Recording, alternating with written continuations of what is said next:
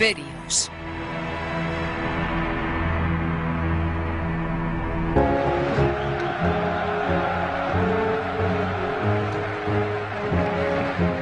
Napoleón.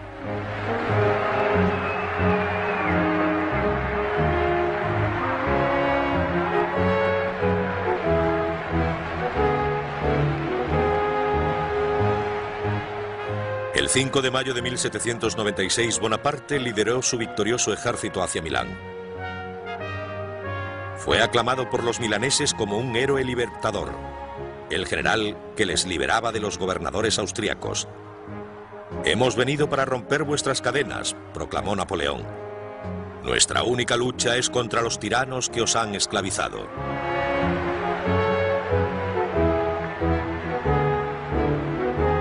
Ahora era algo más que un general. Se había convertido en cabeza de un provisional gobierno italiano. Con un exaltado sentido de su propio destino, estaba decidido a seguir su estrella hasta la cima del poder. Los grandes hombres se hacen grandes porque pueden dominar a la suerte, decía Bonaparte. La vulgarmente llamada suerte es una característica de los genios.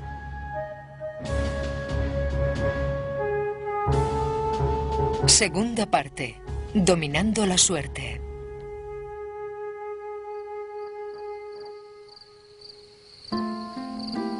Me volveré loco si no recibo una carta tuya esta noche, escribía Napoleón a Josefina. 500 o 600 de las mujeres más bellas de Milán han buscado mis favores, pero yo solo puedo verte a ti, solo pienso en ti. Valoro la victoria solo porque te da placer. Qué feliz sería si pudiera verte desnuda, ver tus pequeños y firmes pechos blancos. Recuerda que nunca has conocido un amor como el mío. Durará lo mismo que mi vida. Sabes que nunca olvidaré tu pequeño bosque oscuro. 1000 besos en tus ojos, tus labios, tu lengua, en todas partes. Bonaparte ansiaba que su mujer se reuniera con él en Italia, pero Josefina se negaba a abandonar París. Pasaba mucho tiempo con un atildado teniente del ejército. Estaba engañando a Napoleón con un joven oficial infinitamente más seductor que él. No estaba enamorada de Bonaparte. Temía aburrirse en Italia porque en París disfrutaba de una vida con fiestas, una vida de lujo. À Paris, c'est une vie de fête, de luxe, extraordinaire. Finalmente, tras miles de cartas de súplica de Bonaparte, Josefina partió hacia Italia desde París. Lloraba, escribió un testigo, como si se dirigiera a una cámara de tortura.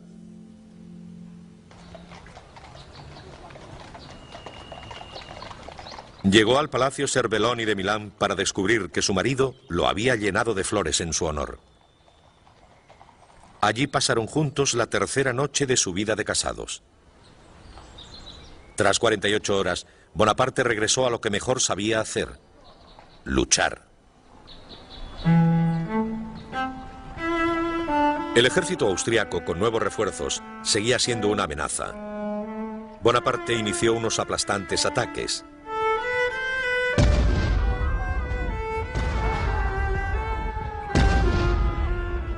Terminaron en enero de 1797 en una batalla de 3 días en Rivoli, a 90 kilómetros al oeste de Venecia.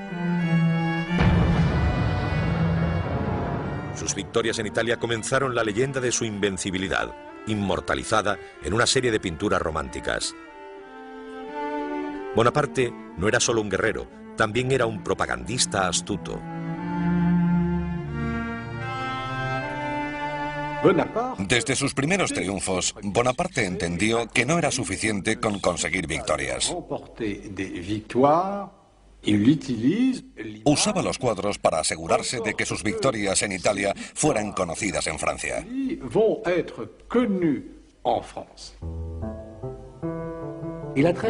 Entendió que el arte era también un medio de propaganda. Tras una de sus victorias, ordenó pintar un cuadro. Dictó el tema, el trazado de los personajes, incluso impuso las dimensiones del marco.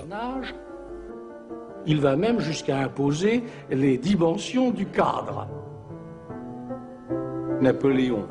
Desde el primer momento, Napoleón se dio a sí mismo una imagen. Creó su propia historia. Fundó sus propios periódicos.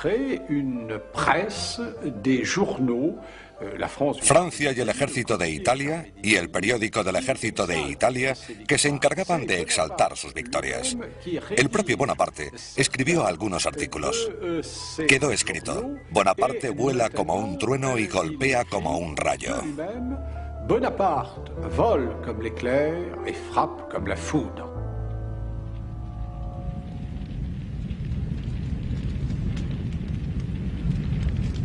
Mientras la fama de Napoleón aumentaba en Francia, se preparaba para su bienvenida en Italia. Cuando se encontró con la resistencia armada, ordenó que saquearan las ciudades, que quemaran las aldeas y que los rebeldes fueran asesinados. Muchos italianos empezaron a dudar del general, que decía luchar en nombre de la libertad, pero que enviaba carruajes de oro y plata a su gobierno de Francia, junto con algunos de los mayores tesoros del arte italiano. Obras de Miguel Ángel, Tiziano, Rafael, los 4 caballos de bronce de la Basílica de San Marcos de Venecia. Todo encontraría un lugar en un nuevo museo de París que más adelante recibiría el nombre de El Louvre. Mientras gobernaba Italia, Bonaparte nunca dejó de perseguir a los austríacos. Solo 2 meses después de su victoria en Rivoli, les condujo hasta el norte de Italia, cruzó los Alpes hasta llegar a la propia Austria y el 7 de abril de 1797 se encontró a 110 kilómetros de Viena. Sorprendidos por el avance del ejército francés, el emperador austríaco pidió la paz.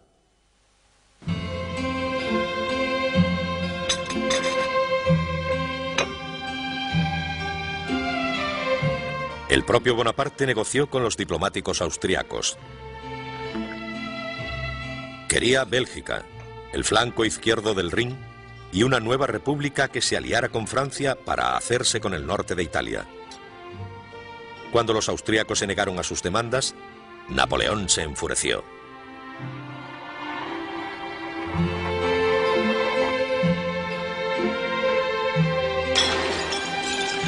Tiró al suelo un juego de té de valiosa porcelana. Esto es lo que le ocurrirá a su imperio, gritó. Su imperio no es nada más que una doncella acostumbrada a ser violada por todos.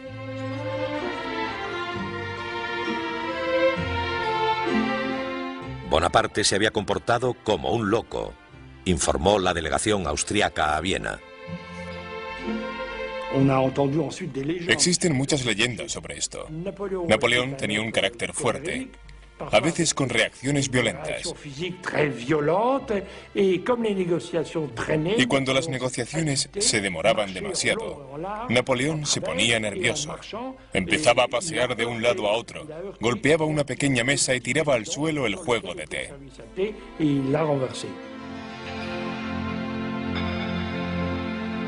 Tanto si fue por su ira, su astucia o su diplomacia, Bonaparte consiguió lo que quería y dictó los términos del tratado sin instrucciones del gobierno de París.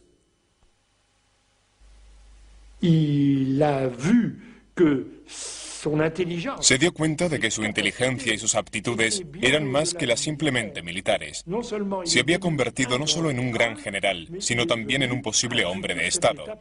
Todo el mundo se dio cuenta de esto, no solo en Italia, sino también en Francia.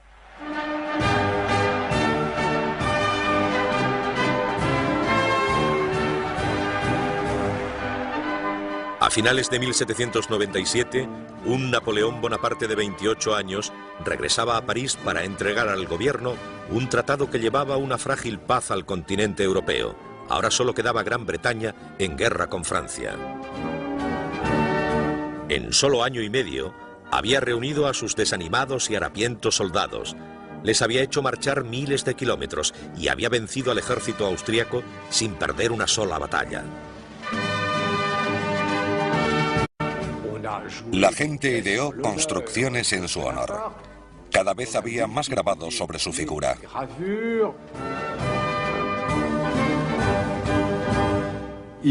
Era un héroe nacional. Los franceses ansiaban tener un héroe, alguien que pusiera fin al caos político en el que se había convertido la República. Una interminable sucesión de gobiernos. Ahora vivían bajo uno nuevo, el Directorio. Un gobierno parlamentario inestable y frágil que no ofrecía demasiada confianza. Toda Francia volvió sus ojos hacia Bonaparte, dudando sobre cuál sería su siguiente paso. En privado llegó a decir: «Lo que he hecho hasta ahora no es nada. Esto solo es el principio del camino que debo recorrer. No puedo seguir obedeciendo. He probado el mandato y ya no puedo dejarlo». Pero Bonaparte esperaba. La fruta, le dijo a un ayudante de campo, todavía no está madura. El Directorio no era tan débil como parecía.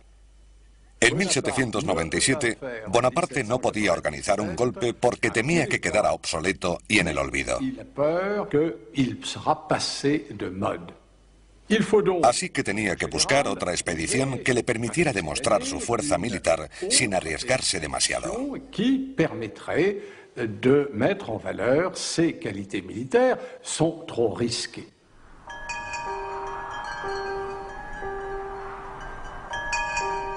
Mientras Bonaparte esperaba el momento adecuado para tomar el poder, puso sus ojos en nuevas victorias en el exótico Oriente. Eludió a la flota británica y el 1 de julio de 1798 desembarcó en Egipto con 35.000 soldados. Francia seguía en guerra con Gran Bretaña y Bonaparte esperaba cortar las rutas de comercio británicas con la India.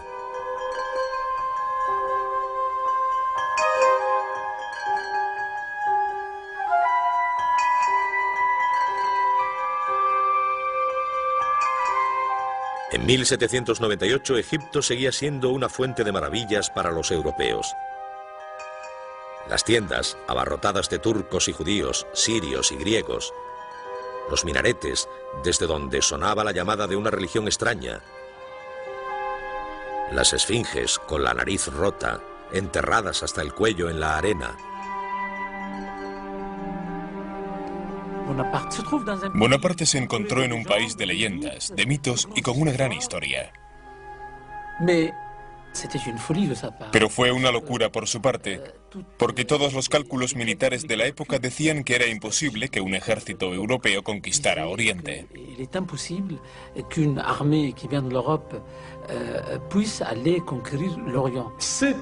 Era completamente absurdo.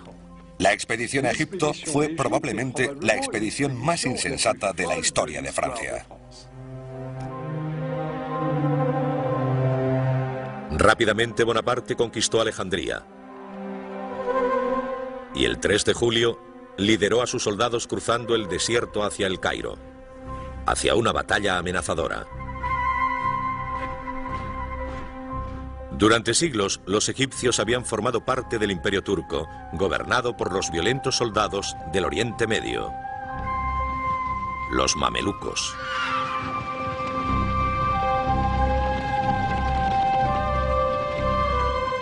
Con valentía, orgullo y crueldad, los mamelucos esperaron sin temor al ejército francés. Un príncipe mameluco les llamó burros. Les cortaré la cabeza, dijo, como a las sandías en los campos. No temían a Napoleón. Los mamelucos habían sido educados en los fieros principios de la valentía y la rivalidad. El miedo no formaba parte de su cultura. Tras una marcha de 2 semanas por el desierto, el ejército de Bonaparte divisó las pirámides y 10.000 mamelucos se lanzaron con sus caballos por la arena. «Soldados», dijo Bonaparte, «desde lo alto de las pirámides, 40 siglos nos contemplan».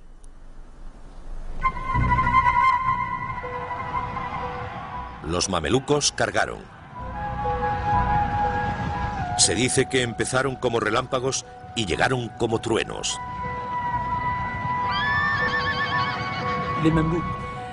Los mamelucos eran magníficos, espléndidos. Sus caballos se levantaban, se erguían. El propio Napoleón reconoció su valentía. Los hombres de Napoleón permanecieron en formación y aguantaron el fuego hasta que los mamelucos se acercaron a 50 pasos de sus filas.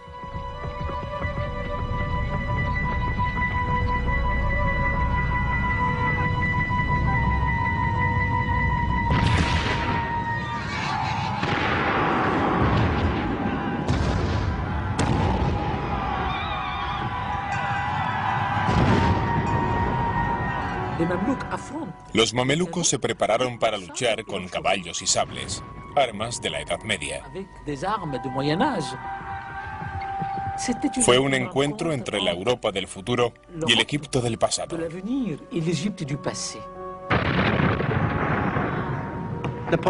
Napoleón organizó su ejército en 5 gigantescos círculos. Había hombres de rodillas y de pie disparando para que el fuego fuera continuo. Los mamelucos se lanzaron contra los círculos y atacaron las posiciones francesas.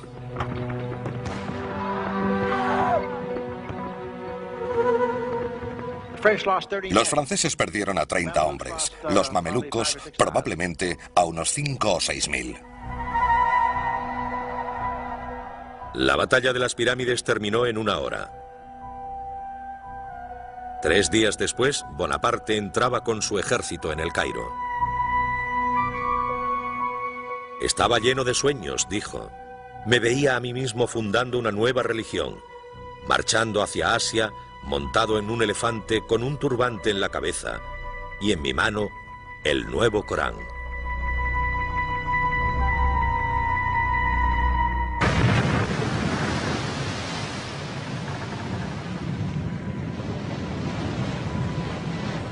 Pero los sueños imperiales de Bonaparte se hicieron rápidamente añicos.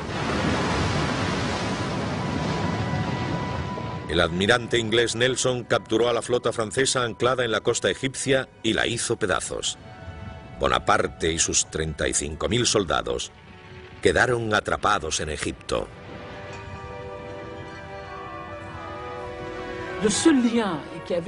El único vínculo que le unía a Francia eran sus barcos, su flota de barcos de guerra. No es difícil imaginar el desastre que fue para él. Se vio obligado a quedarse en Egipto y vivir con los egipcios, encontrar alimento y agua, e incluso encontrar munición para sus armas en Egipto. Vivir en Egipto.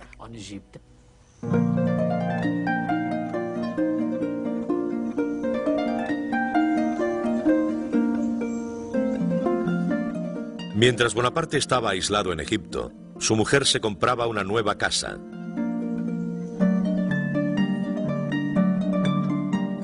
Una mansión a 9 kilómetros de París llamada Malmaison.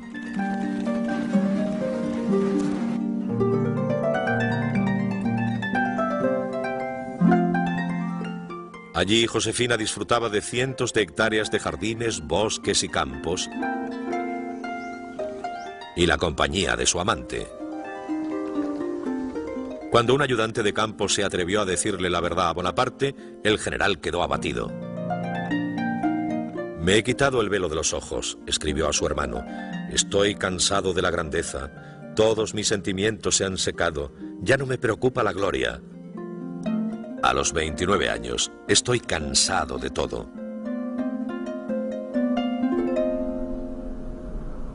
Furioso, tomó a la mujer de uno de sus oficiales como amante. Sus amigos la llamaban la Cleopatra del general. Aislado, Bonaparte permanecía firme.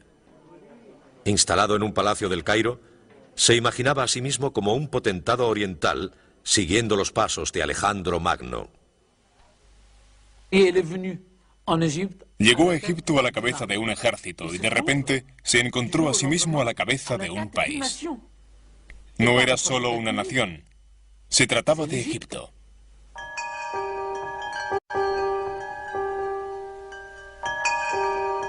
Egipto era un enigma para los europeos. Bonaparte vio la oportunidad de ser el primero en desvelar sus misterios.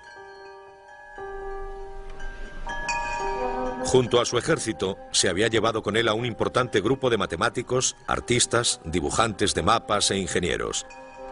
Pensaron en crear un documento monumental, una descripción de Egipto en 24 volúmenes de textos y dibujos. Estudiaron a los cocodrilos y a los ibis, la música y las momias. Inspeccionaron los templos y las tumbas. Midieron las dimensiones de las esfinges. Un científico descubrió una nueva especie de lirio de mar, otro pez desconocido del Nilo. El descubrimiento más importante fue una piedra negra con unas inscripciones en forma de puzzle. La piedra Rosetta sería la clave para descifrar los jeroglíficos egipcios.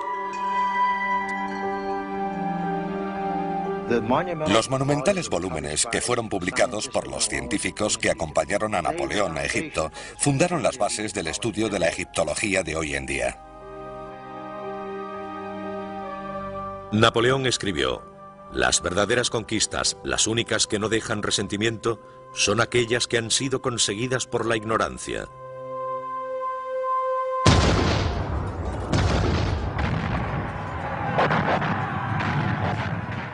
En febrero de 1799, Bonaparte llevó a 13.000 soldados hacia Siria. El sultán de Turquía había declarado la guerra a los infieles franceses y Bonaparte hizo la ofensiva. Después de una rápida victoria en Jaffa, asaltó Acre, donde se vio obligado a sitiar la ciudad fortificada. Fracaso tras fracaso, cobrándose las vidas de cientos de soldados franceses. Cientos de ellos cayeron por una plaga bubónica.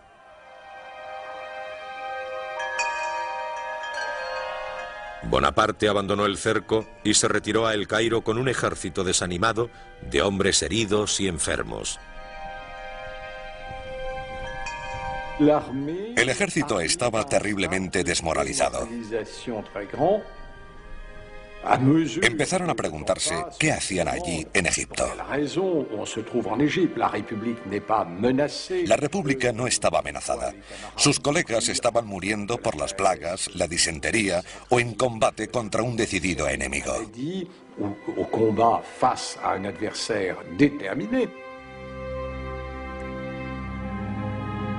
Pero Bonaparte se negó a admitir la extensión del desastre. «Voy a regresar al Cairo con muchos prisioneros y estandartes», proclamó. «Arrasaré las murallas de Acre. No quedará de pie ni una sola piedra». La campaña egipcia fue una auténtica pesadilla para los soldados, pero Bonaparte la alabó en su propaganda en Francia. Los vendedores ambulantes vendían grabados con palmeras, con pirámides, con un general cubierto de plumas que animaba a sus tropas y que masacraba a los mamelucos. Todo esto habla por sí solo de su imaginación.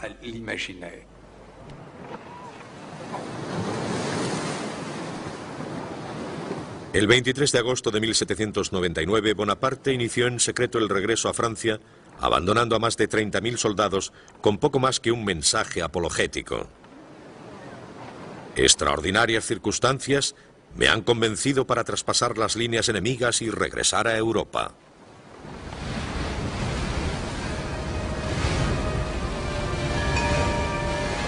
Francia volvía a estar en guerra con Austria, Inglaterra y Rusia. La guerra civil continuaba desgarrando al país. El gobierno de París estaba desorganizado. Ya existían rumores de un golpe inminente. Bonaparte soñaba con rescatar a Francia, pero temía no haberse movido lo suficientemente rápido. «Todos estos grandes acontecimientos penden de un hilo», dijo a un ayudante de campo. «Creo en la suerte, pero el sabio no abandona lo que puede ayudarle en su destino».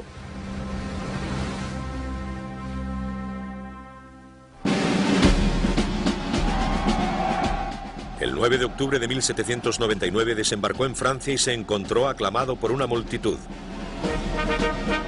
La campaña en Egipto, un desastre militar, había resultado un triunfo gracias a la propaganda. ¿Qué se veía en los teatros? La campaña de Egipto, la victoria de las pirámides.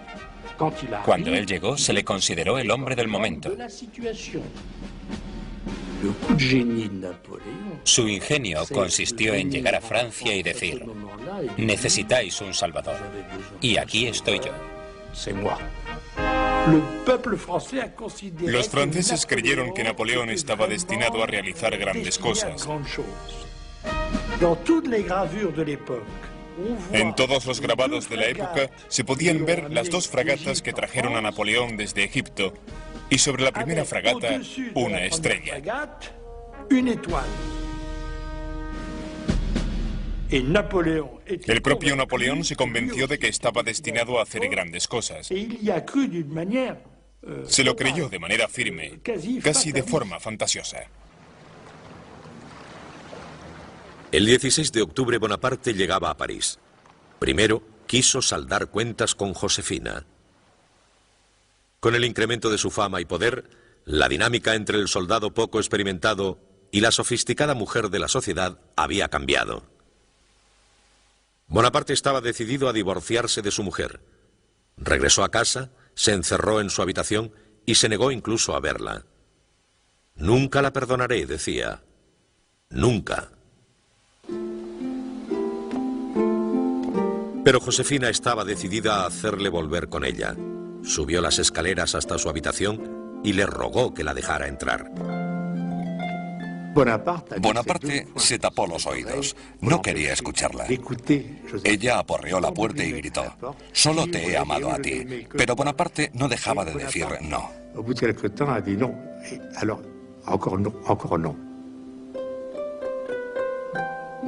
Napoleón se vio obligado a oír a su mujer llorando, implorándole y jurando que no lo volvería a hacer, prometiéndole que nunca más volvería a ocurrir, rogándole que abriera la puerta. Cuando amaneció, Bonaparte se había enternecido. El amanecer descubrió a la pareja abrazada. Josefina nunca más volvió a tener un amante, y mientras Bonaparte insistía en que él la amaba más que nadie, mantuvo relaciones con otras mujeres.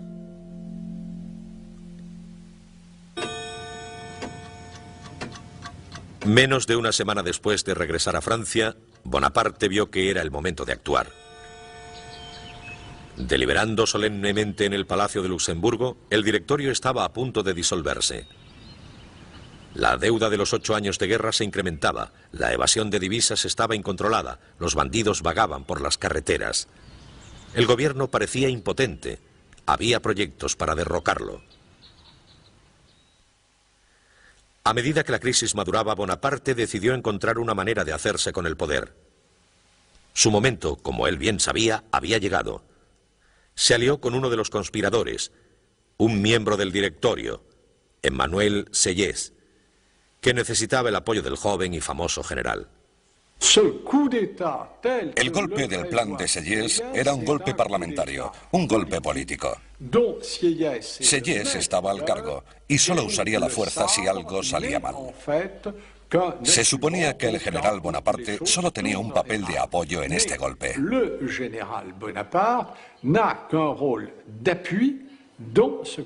Sieyès mantuvo una actitud fantástica. Se dio cuenta de que el general Bonaparte era absolutamente necesario para el éxito de la operación, pero rápidamente empezó a pensar que Bonaparte podía convertirse en el rabo que persigue al perro.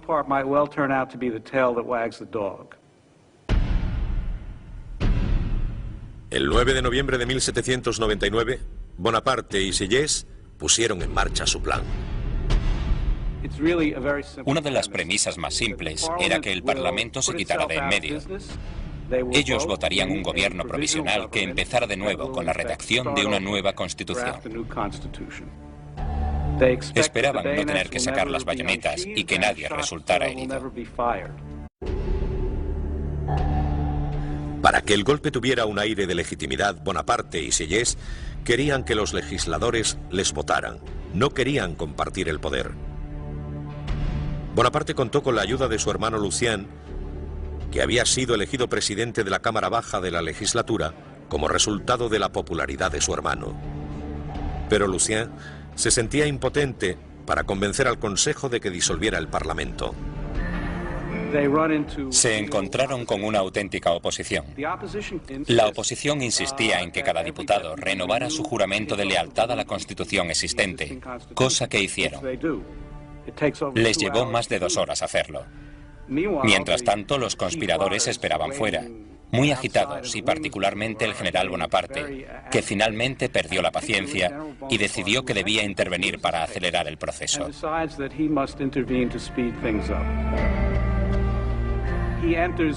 Entró en la Cámara Legislativa, lo cual está completamente en contra de la ley. El cuerpo legislativo tenía prohibida la entrada a cualquier figura militar. Y lo que se encontró allí le enfureció. Los miembros de la Asamblea vieron las bayonetas por el pasillo principal y a Bonaparte. Empezaron a gritar y llorar y a pedir que le apresaran porque intentaba hacerse con el control del gobierno.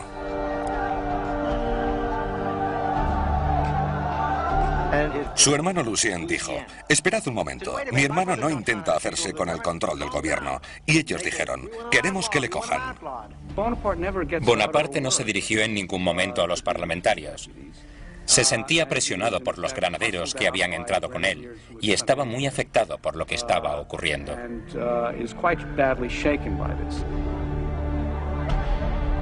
Bonaparte había fallado. El golpe parecía perdido. Su oportunidad de conseguir el poder había terminado. Cuando algunos de sus soldados empezaban a dudar de las intenciones de su general, su hermano Lucien tomó el control de la caótica situación. Lucien vio que su hermano iba a perder su oportunidad. Hizo que sonaran los tambores. Sacó su espada, caminó hacia él, colocó la punta de su acero contra el pecho de Napoleón y dijo: creedme, soldados de Francia, si Napoleón aspirara a tomar el control del gobierno para ser dictador, yo le mataría con mi espada.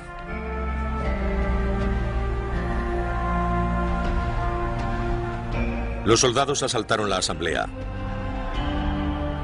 Los legisladores acobardados huyeron. Algunos saltaron sin ningún pudor por las ventanas.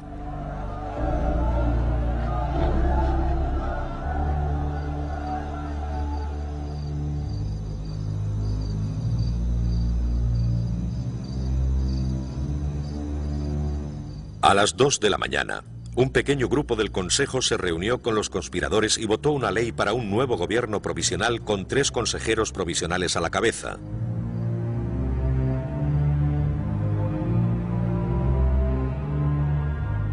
Bonaparte era uno de ellos. El triunvirato era solo una fachada. El golpe parlamentario se había convertido en un golpe militar. Y el hombre fuerte ya no era Sieyès, ahora era Bonaparte.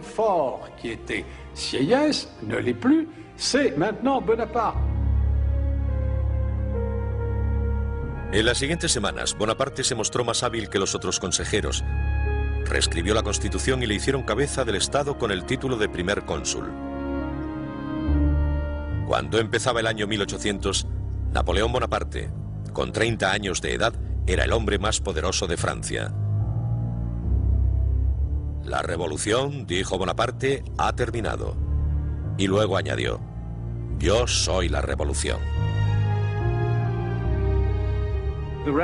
La revolución estaba a salvo. Era el producto de la revolución. Pero el caos y la incertidumbre de la revolución iban a terminar. La gente debía volver a sus intereses privados. El nuevo gobierno proporcionaría el orden, la estabilidad y la fuerza para que esto ocurriera.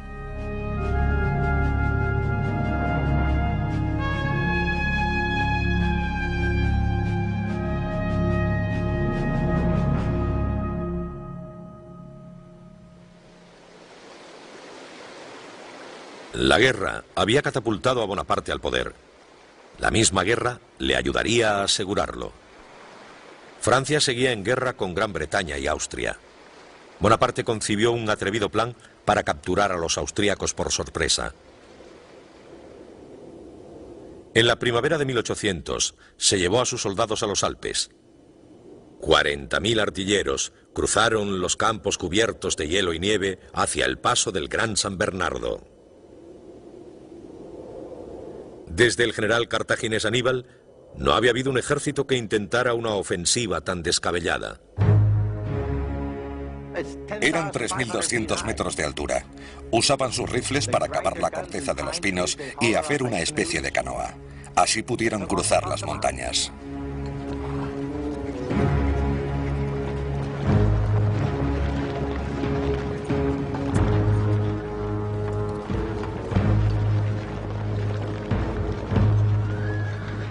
El 20 de mayo el propio Bonaparte cruzó los Alpes. Jacques-Louis David plasmó la aventura en su heroico retrato de Napoleón montado en un reluciente semental. Pero lo cierto es que Bonaparte cruzó los Alpes montando una mula.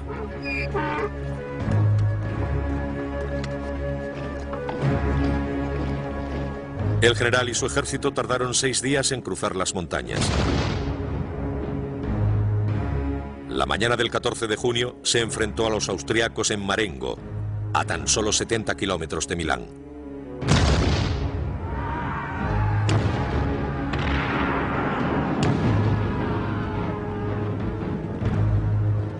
Al final del día hubo 6.000 bajas francesas. Pero las pérdidas de los austriacos, entre muertos y heridos, se duplicaron. Los franceses habían ganado. Mi poder depende de mi gloria, dijo Bonaparte. Y mi gloria depende de mis victorias.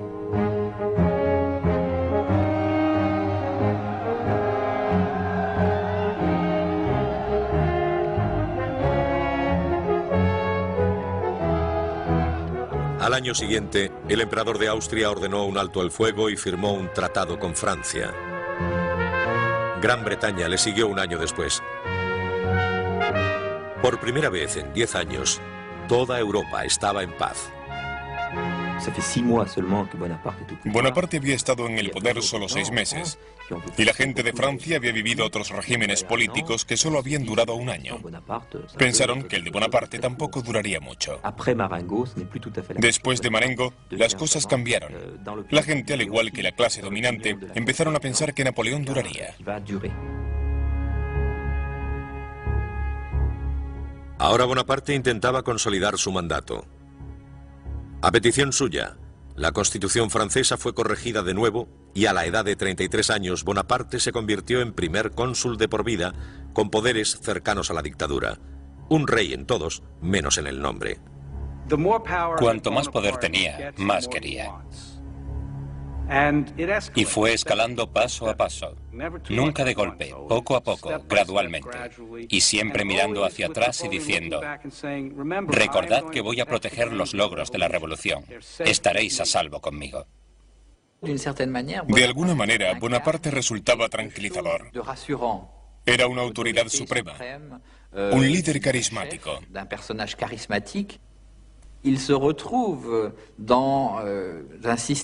Su sistema de gobierno era más tranquilizador para la época que una democracia. Cuando comenzó el siglo XIX, Bonaparte quiso demostrar que podía gobernar de la misma manera que batallaba.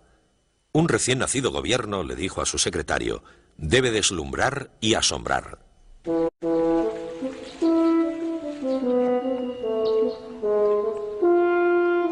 Construyó nuevos parques, puentes y muelles a lo largo del Sena, canales, embalses y carreteras.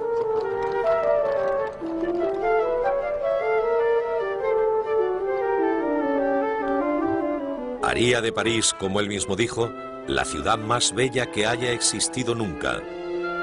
Y Francia, el mejor país del mundo.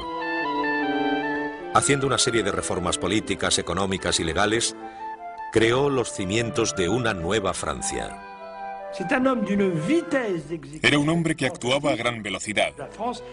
Francia iba a estar irreconocible en los siguientes 2 años. Cuando tomó el poder de Francia, ya tenía la idea de lo que debía ser un país moderno. Toda la sociedad francesa se mantuvo bajo su mirada. Instauró un fuerte gobierno centralizado y una burocracia estrechamente estructurada. Organizó un nuevo sistema de colegios de secundaria, los liceos. Estableció un banco central, el Banco de Francia. Lentamente la economía revivió, y con ella la prosperidad. Toda Europa se hizo eco de sus hazañas. Los grandes artistas y pensadores de la época, Goethe, Hegel, Byron, Beethoven, vieron en Bonaparte la reencarnación de los ideales y esperanzas de la revolución. Hay que entender el prestigio de Bonaparte como primer cónsul. Era el equivalente en Europa de lo que para Estados Unidos era Washington. Supervisó la codificación de un nuevo sistema de leyes que aboliera los privilegios feudales y estableciera la igualdad de todos los hombres ante la ley. El Código Civil de Bonaparte ha permanecido como base del derecho francés hasta nuestros días. Los derechos y obligaciones de los ciudadanos fue un invento de la Revolución, pero no fue codificado en ningún texto. Era necesario que esos derechos y obligaciones se convirtieran en la base de un gran sistema legal para que la sociedad funcionara de manera efectiva. En 1801 Bonaparte firmó un acuerdo con el Papa, el Concordato, haciendo del catolicismo la religión dominante, pero no exclusiva de Francia. No hacía uso personal de la religión, pero la entendía como un valor político. Si gobernara un país de judíos, decía, restauraría el templo de Salomón. La religión es un material excelente para mantener a la gente callada.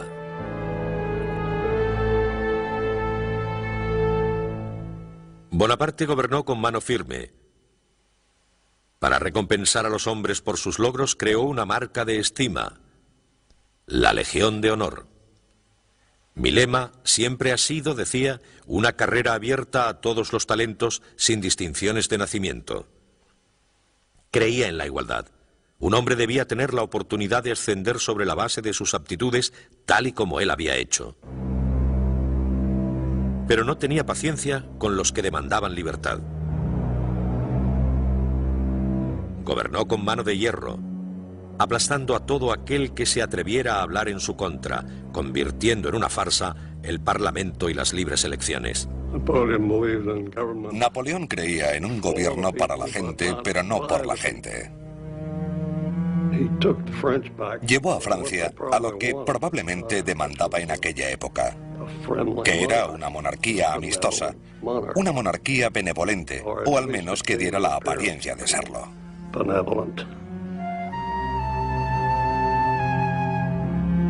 La Francia de Napoleón era un estado policial con Joseph Fouché a la cabeza de la policía secreta. Fouché tenía, según se decía, un corazón tan duro como el diamante, un estómago de acero y unos ojos incapaces de llorar. Fouché cumplió las órdenes de Napoleón, cerró teatros y periódicos y mantuvo una vasta red de espías. Si se iba a un salón, había espías. Si se iba a un burdel, había espías, al igual que en todos los restaurantes. En todas partes había espías de la policía. Todo el mundo podía oír lo que se decía. Era imposible expresarse a no ser que Napoleón lo quisiera. La prensa estaba bajo su yugo. Controlaba la prensa. En 1799 había unos 60 o 70 periódicos en París y solo 4 en 1814. He aprendido de la libertad, decía Bonaparte, pero la dejo de lado cuando se interpone en mi camino.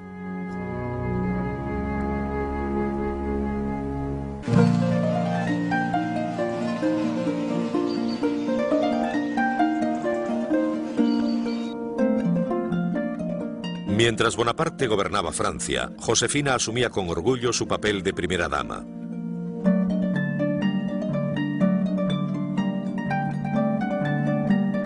Pero prefería la tranquila reclusión en la Malmaison a los magníficos palacios franceses.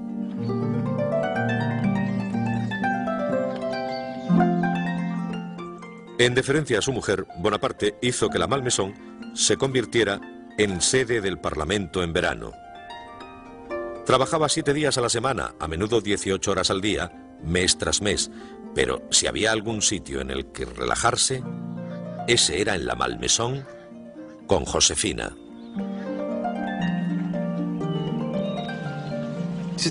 Era el paraíso de paz de Napoleón, donde siempre podía encontrar tranquilidad y silencio. Y Josefina siempre estaba allí, preparada para servirle. Era amable y gentil con él, lo cual era muy importante para Napoleón. Era lo contrario a él.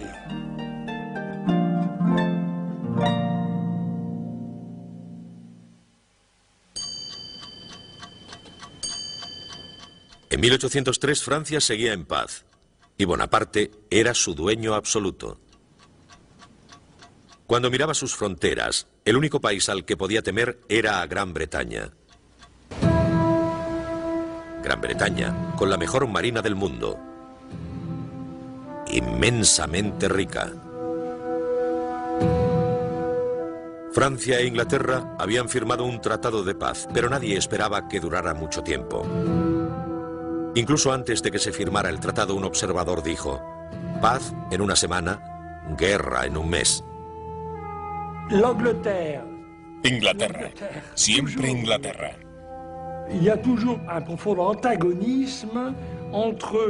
Siempre había habido un profundo antagonismo entre el mar y la tierra, entre la fuerza del continente representada por Napoleón y la fuerza del mar y el comercio internacional representada por Inglaterra. Era inevitable que surgiera una guerra entre ambos países. El tratado no fue tal, fue una tregua. Seguía habiendo dos grandes potencias con desigualdades entre ellas, luchando por la influencia, por la supremacía, pero en aquel momento habían llegado a un punto muerto.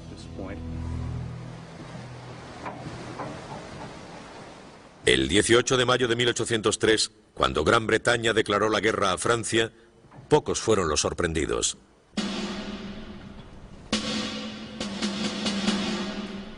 Los dos ejércitos se vigilaban a través del Canal de la Mancha. Ninguno quería arriesgarse a una batalla. Francia, cautelosa ante la Marina británica, y Gran Bretaña, temerosa de enviar soldados a luchar al continente. Pero mientras Bonaparte esperaba y disponía sus tropas, su confianza en sí mismo y en su estrella permanecían inamovibles. Sus victorias ya habían conseguido que Francia fuera más grande que nunca. Era el hombre más temido de Europa y su autoridad seguía sin ser cuestionada. Con 34 años de edad, era tan poderoso como cualquiera de los Borbones que le habían precedido. Todo lo que le faltaba era una corona, y decidió que quería una. Él deseaba ser rey. Pensaba que por haber conseguido tantas proezas, Francia debía de ser considerada como un imperio, con Napoleón Bonaparte como emperador. Esto le pondría al mismo nivel que otros grandes monarcas europeos.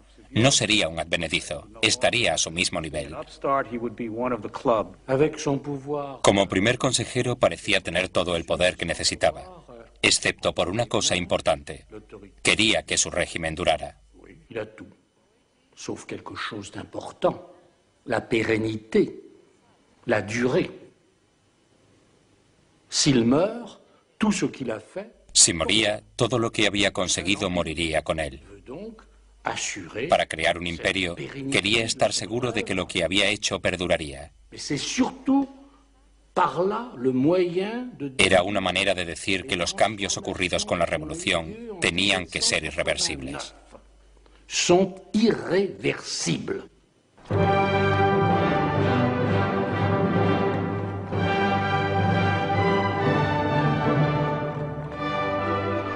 El 2 de diciembre de 1804, la procesión imperial se abría paso hacia París. Una proclamación del Senado y el voto de la gente, ambos amañados por el propio Bonaparte, le habían proporcionado lo que quería. Estaba a punto de convertirse en emperador. En cuanto un hombre se hace rey, se aparta del resto de los hombres, decía Bonaparte. Siempre he creído que la idea de Alejandro Magno de aparentar descender de un dios estaba inspirada en el instinto de la auténtica política. A pesar del frío, 500.000 de entusiasmados espectadores se alinearon en las calles. El propio Bonaparte había planeado meticulosamente cada detalle. La gran catedral, adornada con banderines y tapices y decorada como un templo romano, parecía más un teatro que una iglesia. Pero Bonaparte quería que su ascenso brillara con un aura religiosa. El Papa había venido desde Italia para santificar el acontecimiento. Tuvo el ingenio de conseguir que el Papa fuera a París, lo que le daba un aire sagrado.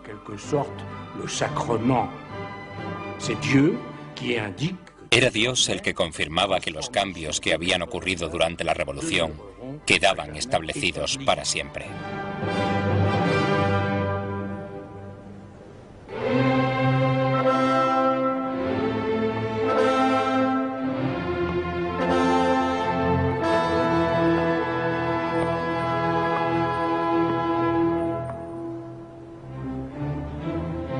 Lentamente Bonaparte y Josefina recorrieron el camino hacia los 2 tronos que les aguardaban.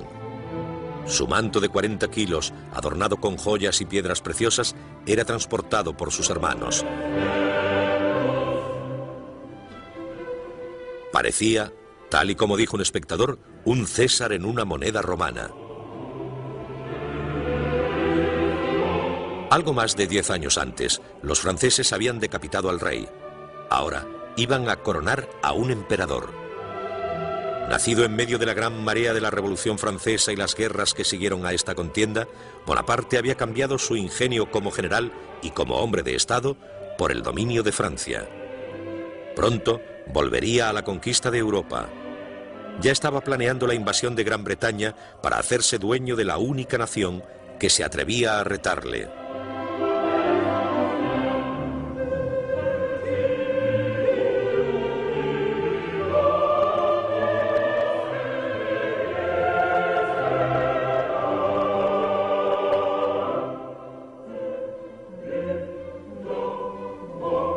Bonaparte alzó la corona imperial con seguridad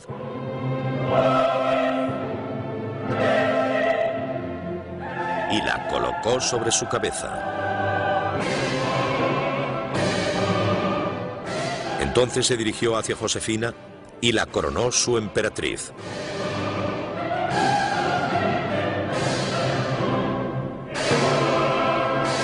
Soy el instrumento de la providencia, dijo Napoleón. Ella me utilizará mientras yo cumpla sus designios. Después, me romperá como a un cristal.